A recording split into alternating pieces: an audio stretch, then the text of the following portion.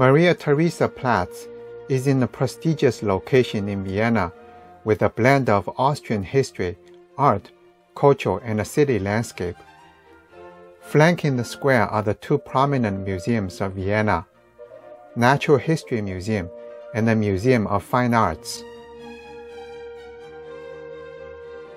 Built between 1871 and 1891, the two museums have almost identical exterior, facing each other and forming a harmonious architectural ensemble.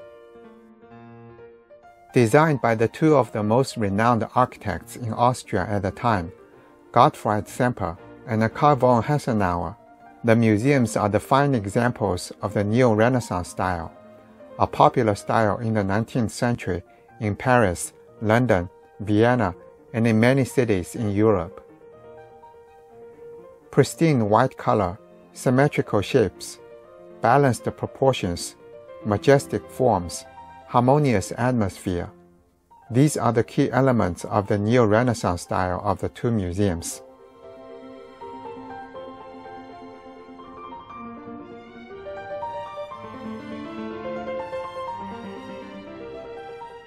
The use of rounded arches, tall columns, and a giant staircase at the entrance gives the building a classical and a monumental appearance. A grand central dome atop the roof above the entrance serves as a focal point.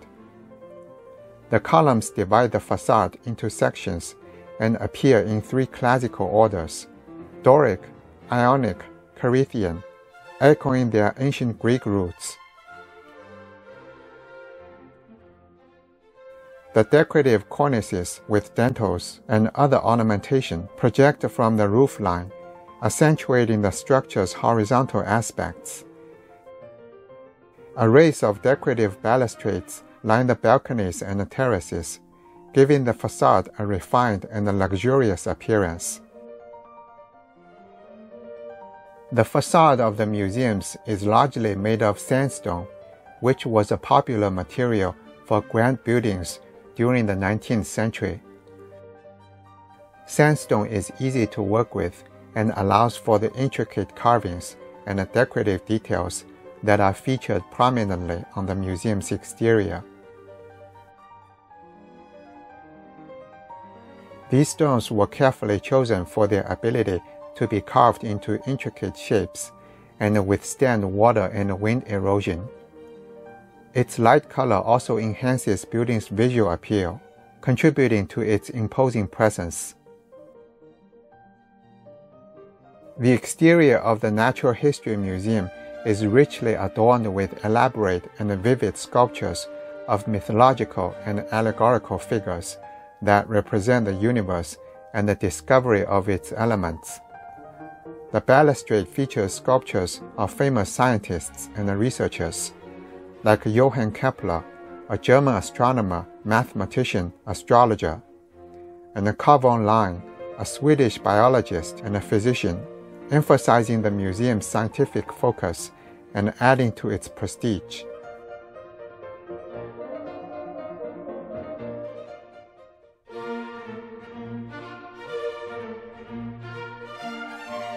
The dome, constructed in the classical Renaissance style, is one of the building's defining architectural features, symbolizing the rebirth of classical ideals and a focus on harmony, proportion, and humanism.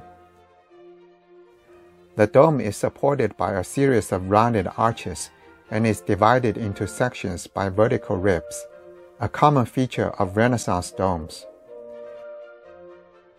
During the Renaissance, architects drew inspiration from Roman engineering, particularly the use of domes in classical structures like the Pantheon. Renaissance domes are characterized by their impressive scale, structural innovations, and a symbolic meaning. A polygonal lantern tops the dome, allowing natural light to enter inside of the museum and creating a dramatic visual effect. The lantern also serves as a decorative element, crowning the structure, adding height, and gracefully reflecting the Renaissance ideals of symmetry and grandeur. In addition to the central lantern, 4 smaller square-shaped lanterns can be seen on the 4 corners of the roof, providing architectural balance and contributing to the museum's grand and cohesive aesthetic. These lanterns house beautifully crafted allegorical sculptures representing music and art, complementing the themes of the museum. Although they are less prominent than the central lantern, they share similar design elements and are part of the overall Renaissance-inspired architectural program.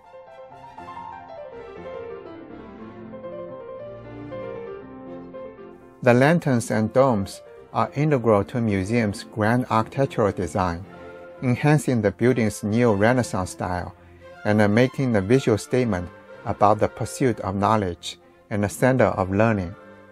They act as a bridge between the earthly and the celestial, reinforcing the museum's focus on science and nature's connection to the cosmos.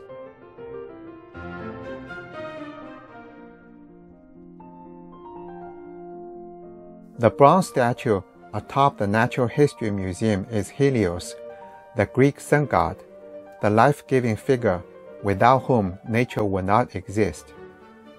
Standing at the top of the dome and overseeing the city, Helios is holding a torch high above in one hand and carrying a robe in the other, symbolizing enlightenment, scientific discovery, and the illumination of knowledge.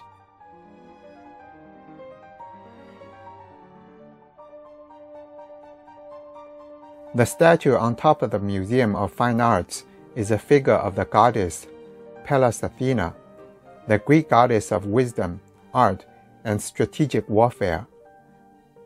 Pallas Athena represents intellect, culture, and art, making her a fitting symbol for a museum that houses one of the world's greatest art collections.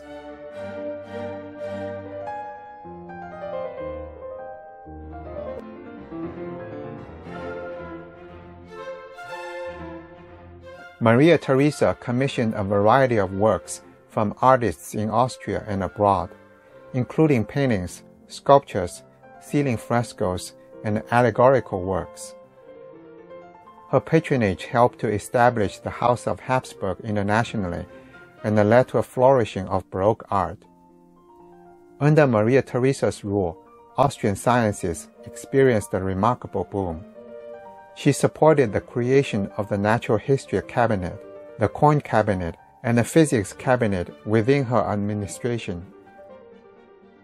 After losing several family members to smallpox, she ordered her administration to spearhead the development of smallpox inoculation, which helped prevent the illness. Maria Theresa reformed education in 1775, transforming it into a state-controlled system focused on literacy and practical subjects that prepared the citizens to contribute to society. She required all children between the ages of 6 and 12 to attend school, regardless of gender. These efforts laid the foundation for a more educated population and supported scientific advancement. Through her patronage, Maria Theresa significantly advanced art and science in Austria, leaving a long-lasting legacy that influenced not only her own era, but also, more broadly, the development of European culture and intellectual life.